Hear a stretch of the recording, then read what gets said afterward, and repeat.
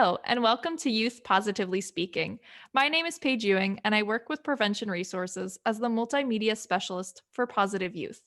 Prevention Resources is a nonprofit located in New Jersey that is dedicated to promoting health and wellness of individuals, families, and community through education, collaboration, advocacy, and treatment. Today, I have with me my co host, Erin Cohen, the project coordinator of Positive Youth, and she's also a parent. So, why don't you introduce yourself, Erin? Thanks, Paige. My name's Erin Cohen, and I am the Positive Youth Project Coordinator. And the Positive Youth Initiative is focused on building county-wide capacity to reduce substance misuse among youth 9 to 20 years old in Hunterdon County. I'm also a resident of Hunterdon County and have two teenagers also. So today with us, we have our two featured youth members, Ian and Delania. So hi, Ian, how are you? And tell us a little bit about yourself. Hi, I'm Ian. I'm a junior in high school right now, and I'll be applying for college. I've been starting to consider that. Amazing. Thanks, Ian. And Delania, how are you? And tell us a little bit about yourself too. I'm good, thank you. My name is Elena. I'm a senior in high school. I dance and I'm a part of my community through Girl Scouts.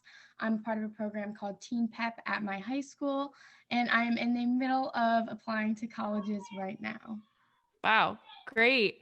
So today, as they mentioned, they're looking at colleges. And so today we'll be talking about social media and how drug and alcohol use on social media can affect your college acceptance. So to better help us understand the college application process and how drugs and alcohol can affect that decision, we have our expert for this episode, Susan Mikowski. Susan is the Director of Undergraduate and Transfer Admissions of Rider University. So welcome, Susan, and thank you for joining us. Please tell us a little bit about yourself and your history in college admissions. Great. Thanks, Paige. I appreciate you all asking me to be here. So as mentioned, my name is Susan Mikowski. I am the Director of Undergraduate and Transfer Admission at Rider University, which is located down in Lawrenceville, New Jersey in Mercer County. So kind of local to the Hunterdon County area. I've been at Rider almost 17 years and very active not only on our campus community in the admissions office, obviously, but with our state and national associations for college admission counseling. So I may not have experienced it at Rider, but I definitely have colleagues from across the state and around the nation that may have gone through something that the students are going to ask about that I can share today. I'm also very proud to say that I am a proud Hunterdon County resident, and I have been for over 40 years, but I'm not telling you exactly how many of that are over that 40, but I'm thrilled to be able to work with a group that's also working with our Hunterdon County youth. So thanks for having me. Amazing. Well, thank you for joining us, all of you. So I'm going to start it off since we're talking about social media and drug use and applications to college. So Ian and Delaney, you both are in high school, a junior and a senior. So do you guys ever see your friends or your peers posting their drug or alcohol use on social media? I don't see, like, obviously not. I don't see my friends doing that, but I do see people doing that. Like, I'll see people, and it'll be at like 1 a.m. or something. They'll be posting like smoking pot or something like that. So I've seen, it's usually on Snapchat, but yeah.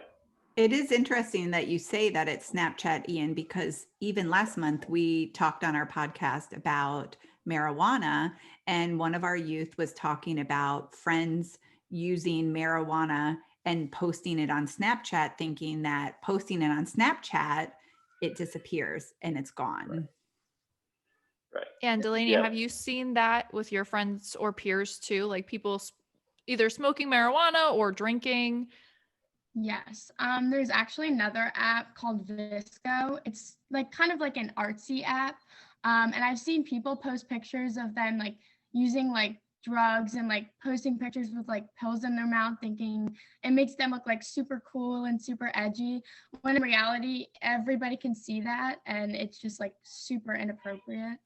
Do you guys think that they think about that, like, and how that's going to affect their college application process? Or do you think they're just like, I'm cool, I'm going to post this? I think in the moment, no, I don't think people think when they post about this.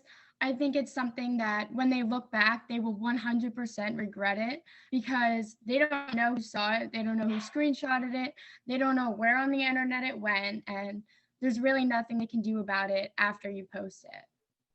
Yeah, very true. So, Susan, hearing that, I'm sure that you've even seen it, teens posting their drug and alcohol use. As an admissions counselor, do you guys even look at their social media? Does this affect the college decision? I think the answer to that page is yes and no. And I think that's because one, remembering that, each admissions office is receiving hundreds to thousands of applications. So I'd be remiss to say that, students, oh, there's nothing to worry about because there's so many apps coming in. We'll never notice, except to Delaney's point, it lives forever. So this may not be something that's necessarily picked up immediately by a college admissions representative prior to an admission, but perhaps it is afterwards, or even once you're on the college campus. So anything that's getting posted out there lives and does not just disappear as you get older, but will continue to haunt you. So in our case, I will say that it's many times been brought to our attention that we have seen, whether it's a student who's then posted something or commented somehow to things that we're posting on our social media for the university, and then we are connecting in with that student, and then all of a sudden something pops up that we see about them, that's how we're alerted to it. Or it's something that comes out because of something we've read on their application. Or I have counselors at other schools that I'm friends with, these colleagues who they do have people checking on students in their application. So you may never know if we will check or we won't check. I think the best advice is just be prepared that if you're going to post it, we may find it. And so would you want us to see that? Just like, would you want anybody to see that? Moms and grandparents and friends and, and potential employers, which is what I'm more concerned about for students now is, maybe it gets past us in the admission stage, but what happens when that company starts checking in on you because you're applying and you're looking to be, referenced before you move forward? So Delaney, you put it beautifully. It will live with you forever. Mm-hmm. So I know you two have a ton of questions for Susan. So why don't you guys just take it away and, we'd love to hear from you guys. Yeah, so I was wondering, sorry. No, you're good. Yeah, I was wondering just like, I know, and we just talked about it. We hear a lot of these things about how social media can really hurt your college chances and hurt your future, like your job prospects, like we were just saying. But is there a way that like social media, because I know colleges have social media pages, like the admissions offices do, especially. Is there a way that social media can kind of help you in your college search and admissions and all of that? Absolutely, Ian. Great question. I think on both ends. I think first and foremost, not necessarily what you're posting, but what we're posting. So you're starting this college search process now as a junior, and it's very different than I think what your friends who were juniors many years ago would have gone through.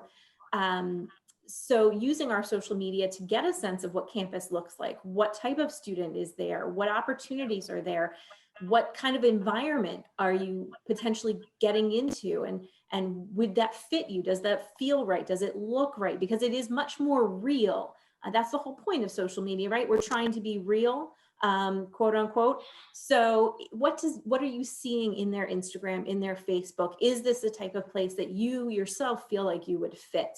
But not only using the admissions social media, but the university itself or the college, but also, does the College of Business have one? Or is there a student organization that you want to follow? Because if you really want to see what the students are doing, getting into what they're doing and seeing them, it's run by them. So what is it that you're able to gain from that information?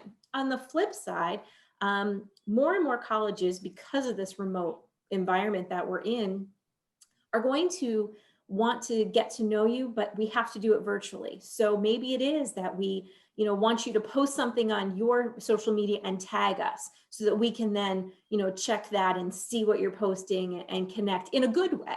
Or maybe it's that you're doing more video that you're sharing with us or commenting that direction.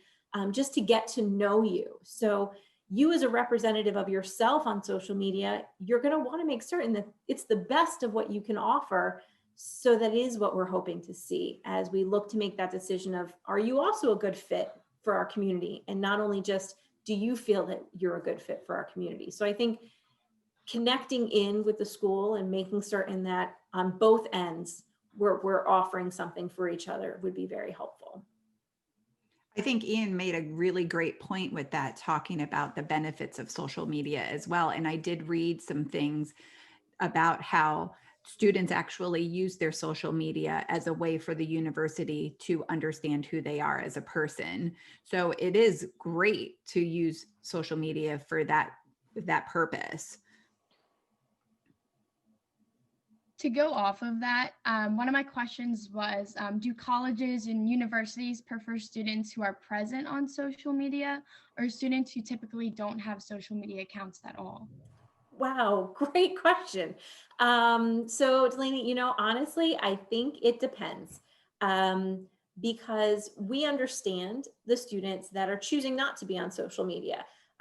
You've grown up with it. It's been part of your life, probably your entire life, whereas it was not something that I started until I was well into my career and much older. And so now it's just like an added thing I do on occasion, but this has been your life. So for those that are still wanting to have that as part of their lives, I think it's a great thing, because we're able to communicate with you on the level that you'd like in the environment that you're looking for. We used to think it was Facebook, and you all told us, nope, that's not for us. Then it was Instagram, and now I'm wondering, is that really still you all? But no, it's TikTok and all these other avenues. And we're out there because we want to connect with you the way you want us to connect to. But for the students that have said, yeah, this was part of my life, and now I'm exhausted from constantly being engaged with it, I'm taking a break. That's very understandable. I just would hope that if they do decide to attend a particular school and this environment continues in this remote world, that perhaps they create an account to get to know that community, because it may have to be remote, and it may have to be virtual, and it may have to be through social media. And I don't want them to miss out on meeting classmates and connecting with people, because they've taken that well-deserved and well-needed break. And there's nothing wrong with that. But what I found last year was we had many students who decided that they just didn't want to do Facebook anymore. But because the pandemic started and we couldn't bring students together on campus for events, we did it over Facebook Live events. But then these students couldn't participate. So I think it's a personal choice, and it's perfectly fine either way. But if we continue to live in this environment, let's make certain that we're still able to get everybody connected in a way that they're comfortable. Okay, great. So with that, obviously we're in this totally digital age. And so we post a lot, we post things to make us look good, and that's can be great for college admissions. But what happens to those students who don't look good on social media and they do post using illegal drugs or underage drinking? And when that gets seen by the university, what are the steps? Do you offer help for those students, or is it just, sorry, you did something and you're not going to be accepted because of that? Paige, great question. And every school does it differently. And that's unfortunately just pretty much the stock answer that you're going to get when it comes to college admissions across the board. Every school has different rules and regulations. So what I can tell you is, if it's presented to the institution prior to the student enrolling, the student may be asked or may have their admissions decision rescinded based on the code of conduct by the school. And what that school believes is whether or not that student has broken that code of conduct, or whether that student hasn't, because they are not technically a student yet. But unfortunately, it is at the discretion of the institution to decide whether or not that admission will stand. When students apply to universities, they sign off on their application that they will abide by a school's code of conduct or any other policies or procedures that that school puts forth. And, that is that fine print that at 17 or 18, I don't know that we realize that students should understand, but they need to. This is the first major adult decision they're making. and they need to take it seriously, because an indiscretion as a teenager might hurt them in their future moving forward. So yes, it could potentially impact their enrollment, but on the flip side, it could also impact them once they're on campus. So let's say it's not caught prior to the enrollment process, but it is caught once you are on campus. The school does have at their discretion the ability to take action. That could be education. It could be removal from the university residence facilities. It could be other sanctions that they deem appropriate, but it's at that school's discretion. So why take that chance? Why put yourself in that place that, you know, you're going to hurt your future because you've made a very poor choice in your teenage years?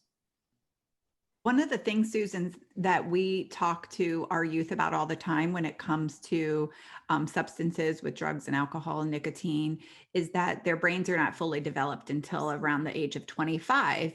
And when you think about social media and without your brains being fully developed, they oftentimes will do things that are impulsive and don't really realize the magnitude of it.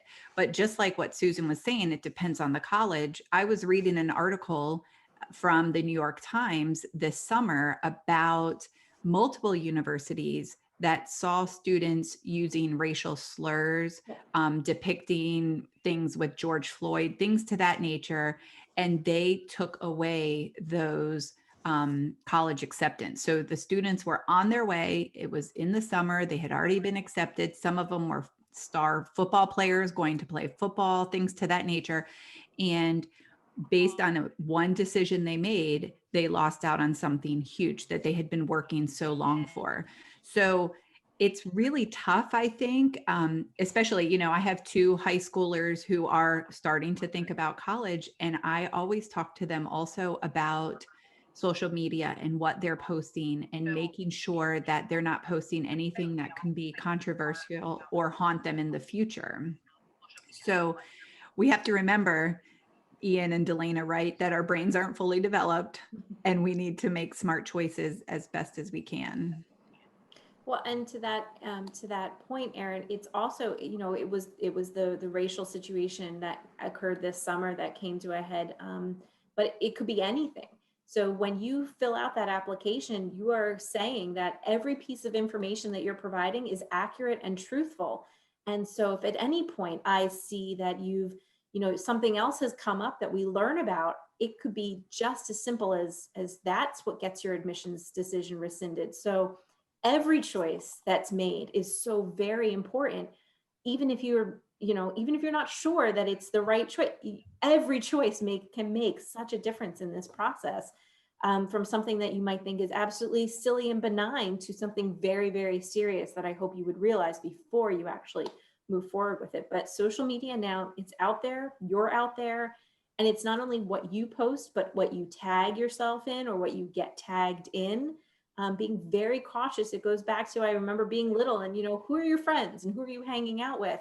You know, that can be an issue. Well, now it's who are your friends out on the internet and out in that world, because if they tag you and that's an inappropriate thing that you've gotten tagged in, that could affect you because it's guilt by association. So just being so cautious about what you're presenting of yourself.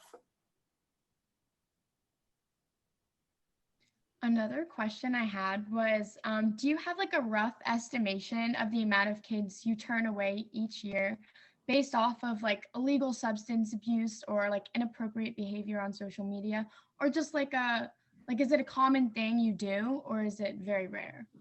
So that's a really great question. And for me, it's very rare. I maybe I'm just very lucky. But for me, it is rather rare that I'm turning students away because of that.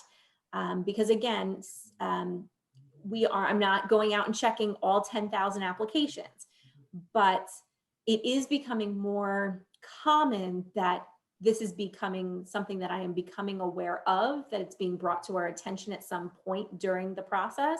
So in the last several years, I've had a few more conversations than I think I ever was expecting to have with a student about, hey, so we were just informed about this. Tell me more. Explain to me a little bit more about what it is we just saw.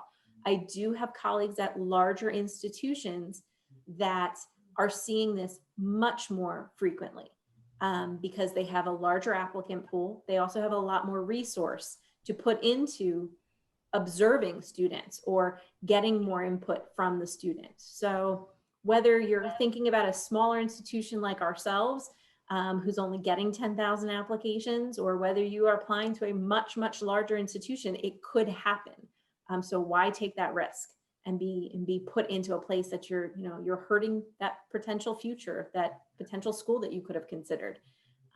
So yeah, great question. I don't have specific numbers, and I really honestly hope, Delaney, I never get to the point where I can tell you exactly how many, because I do hope students will be smarter about what they're posting and what persona they're putting out there. So what if there's a student, Susan, who say makes a mistake as a sophomore in high school and posts something? I know at one of our local high schools this summer, there was, again, talking about the racial issues. There was a racist post made this summer and it spread like wildfire, and there was action taken by the school. So now you have two students who I believe were sophomores in high school, maybe even freshmen. So if they do something like that, is that something that they would want to notify the college when they're actually applying? Because, I have a freshman and a sophomore. I would hate for them to do something and think that they could never kind of get themselves out of that. Absolutely. And great way to look at it, because on the application, there are disciplinary questions. So it sounds like these students received a disciplinary action from their school. You have to self-disclose that information on your application. It could be as easy as I got caught being late to a class and I got detention for that. It could be as serious as what you're just describing, but that's where I go back to, if I find out about that later, you're in bigger trouble. Sorry for the very, elementary way of putting it, but you're in bigger trouble then than if you self-disclose it at the beginning of the stages. Because I have students that they'll disclose things that happened as a freshman. And we all know that such a transition from going from a middle school setting into a high school setting. And for the Hunterdon County students, you're going into a regional school. So I left the Bethlehem Township school system with 40 kids in my 8th grade class and went into a very large high school. And the transition for anybody is tough. So it is an indiscretion that could have occurred as a 13 or 14-year-old, but you need to put it on the application. So if it's as easy as you got caught running in the hallway, you got detention for that. The question does say, what type of disciplinary situations have you been in? We need to know that up front. And honestly, you're in a better place if I can have the conversation with you at the time of application, learn enough about it to make the decision that I feel is best for you and our community moving forward. So that I'm sure that, yes, that was a thing that was unfortunate. You've learned from it. You've had sanctions brought upon you. You've had education brought upon you so that you can learn from what you've done. And now I can move comfortably forward saying, you'll be a better member of my community. Versus if I find out about it later, now you've lied on an application that you've signed your name to, and I could easily rescind your admission because that information was not presented at the time of application.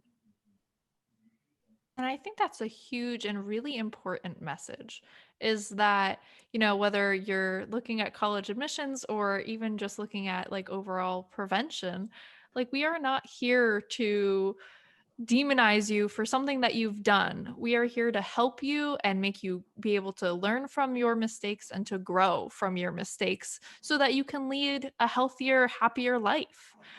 So whether that's, alcohol misuse when you were in high school or drug misuse, I think all of our communities are always trying to help those students so that they can go to college and they can succeed. And so that's why it's so important, relying on people and being honest, saying, this is a problem that I had, but I have learned from it and I've grown from it. And if anything, that makes you a better person because that means you can help other people who are in the same situation as you as well.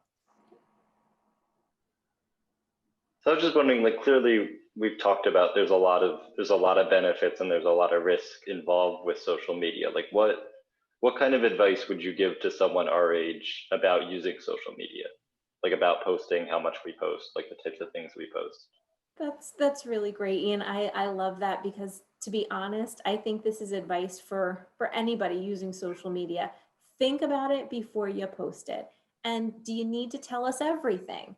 And not only what you're posting and how much you're posting, but who are you connecting yourself to? And I'm not saying that, you should be super, super cautious, but you should think about, who are you engaging with and what are their views and what are their feelings. But really, it's think before you post. It's just like we used to say when I was little, like, okay, before I'm going to say something to somebody, did I think that through or did I just open my mouth and let it out? It's the same idea, except you're not shouting it out. You're literally typing it and adding the pictures to it and all the little extras and the emojis enough to, make everybody crazy with. But is that the right thing to be putting out there? What's the representation of yourself that you want to be putting out there? And also remember that, it's okay to be real. But what is it that you're comfortable sharing? Because people are going to see it and it's going to be there forever. So that sandwich that I made yesterday, pretty benign, right? But if I went out and started posting all sorts of views and opinions, well, my employer might feel differently, or my colleagues might feel differently about me. So maybe that's not something that I'm going to share because it's just not necessary. So just think about it before it goes out there, because you're never getting it back. The second you say it or post it, you can't pull it back. It's not the same. So We oftentimes like to talk about that digital footprint with our youth because we want them to realize it is there forever. And Delana saying about people screenshotting it, yep. taking it. So if you post it and then think 3 days later you deleted it, it's no big deal. You have no idea who has seen it. You have no idea who has saved it. So it is always going to be there to haunt you. And I think too, sometimes it can be misinterpreted. So, okay, I posted a sandwich yesterday. Somebody might think one thing about that. Somebody might think something else about that. And I think unfortunately in this remote and virtual world, our tone can't always be explained as well. I think that's what's so lacking in email. I could send something and think I'm saying the most wonderful thing in the world, but you take it a completely different way. So how do I present that to make certain that we're all seeing it the same way? That's maybe not possible because everybody's going to have their own background that they're bringing to whatever they're seeing and understanding. So just keeping that in mind too as you go forward. And I think actually one thing that companies as well as college institutions are seeing too is that if somebody gets caught, everybody has a camera now. So, however you're acting out in public, if somebody's portraying bad behavior, people are pulling their cameras out and recording it. And once people look up where you go to school, who do you work for, and then it becomes a lot of pressure for the college or for the employer to terminate you. So I always say to my own kids, you have to be careful because anybody can be recording you at any time and can post it without you even knowing. And the internet will figure out who you are and figure out where you live, who you work for, what school you go to. So that's another issue. Besides just posting, it's just your behavior and then somebody then posting that information. Mhm. And I think also, we're talking about the college admissions process, but once you're in the college as well, like you were talking about, Susan, there's a student code of conduct. Yep. And so I know so many students, just being a recent college grad, students who have lost their scholarships or been benched from their athletic team because of, or even kicked out of their fraternity or sorority because of their actions. And if you're under 21, it is illegal to, you know, smoke nicotine, to smoke weed, to drink alcohol, even if it's, legal, like currently in New Jersey, cigarettes and alcohol is, it's still illegal if you're under 21. And for most college students, you're under 21. And that can, even once you get into college, absolutely. If you're a star athlete, you're not going to be a star athlete anymore when, you were out partying with your friends, somebody took a picture and it gets sent to your coach. And there's so many ways, Paige, and you know, you were just in college. There's so many ways to enjoy yourself and have a good time. And to Aaron, to your point that our brains do not develop until we're closer to 25. Why would you want to hurt that? That's the best muscle you have in your entire body, and it takes you very far in life. So why set yourself up to not be in a good place to move forward in life?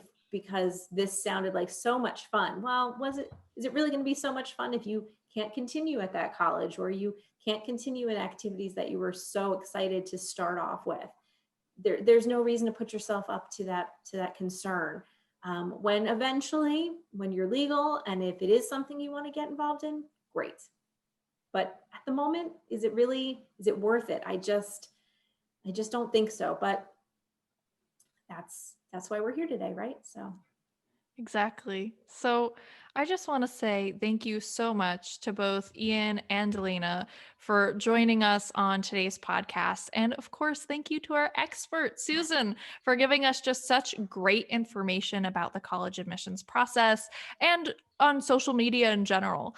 For more information about drug and alcohol use on social media and, of course, other topics, please visit our website at njprevent.com/positive youth. And thank you for listening in. In our next episode, we'll be talking to youth about what alcohol and drugs they saw during their first semester at college and how it's a lot different than high school. So we will see you next time for more Youth Positively Speaking.